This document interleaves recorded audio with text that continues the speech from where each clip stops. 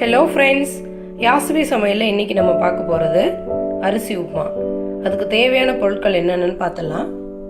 பச்சரிசி 1 டம்ளர் நல்லா கழுவிட்டு ஒரு துணியில் உலர்த்திட்டு அது மிக்சியில் 1-2 உடைச்சி வச்சுருக்கேன்.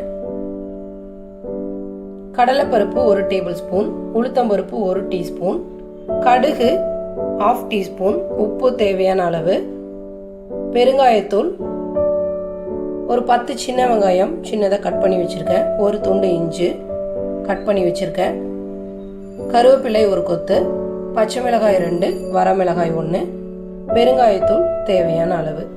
வாங்க எப்படி செய்யலான்னு பார்க்கலாம். பாருங்க, குக்கரில் ஒரு 3 டேபிள் ஸ்பூன் எண்ணெய் ஊற்றிருக்கேன். எண்ணெய் சூடானோடனே கடுகு சேர்த்துடலாம். கடுகு பொரிஞ்சிருச்சு. அடுத்தது நம்ம கடலைப்பருப்பு உளுத்தம்பருப்பு சேர்த்துடலாம். கடலைப்பருப்பு உளுத்தம்பருப்பு நல்லா பொரிஞ்சிருச்சு, ப்ரௌன் கலர் வந்துருச்சு. அடுத்தது வெங்காயம் பச்சை மிளகாய் எல்லாம் சேர்த்துடலாம். வெங்காயம் பச்சை மிளகாய் வரமிளகாய் கருவேப்பிலை இஞ்சி எல்லாம் சேர்த்தாச்சு. நல்லா வதக்கி விட்டுடலாம்.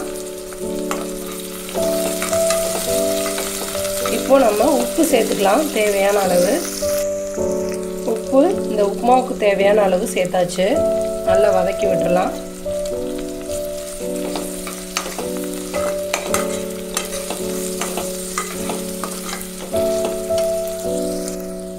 வெங்காயம் நல்லா வதங்கிருச்சு. பச்சை மிளகாய் கருவேப்பிலை எல்லாம் வதக்கியாச்சு. அடுத்தது நம்ம அரிசி உடைச்சி வச்சுருக்கோம் இல்லையா, அதை சேர்த்துடலாம். இது நல்லா வறுத்துடலாம். நான் குக்கரில் தான் இது செய்ய போகிறேன். இந்த மாதிரி நல்லா வறுத்து விட்டுடலாம். அப்போ தான் உதிரி உதிரியாக இருக்கும், குழையாது உப்புமா. அரிசி இதில் போட்டாச்சு, நல்லா வறுத்துட்ருக்குறோம். இப்போ நம்ம பெருங்காயத்தூள் சேர்த்துடலாம். இதையும் நல்லா கிளறி விட்டுடலாம். அரிசி நல்லா வறுத்தாச்சு. ஒரு 2-3 செகண்ட்ஸ் நல்லா வறுத்து விட்டுருக்கேன். தேவையான அளவு தண்ணி ஊற்றிடலாம்.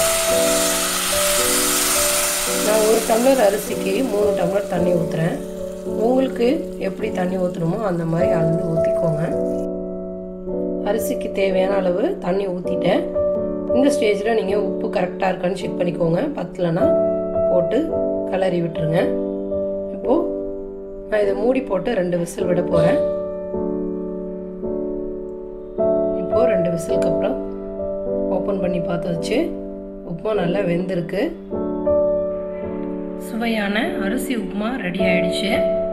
இதுக்கு தேங்காய் சட்னி சைட் டிஷ்ஷாக ரொம்ப நல்லாயிருக்கும். உங்கள் வீட்டில் ட்ரை பண்ணி பார்த்துட்டு உங்களோட கமெண்ட்ஸ் எனக்கு அனுப்புங்க. யாசவி சமையலை சப்ஸ்கிரைப் பண்ணாதவங்க சப்ஸ்கிரைப் பண்ணுங்கள். Thank you friends.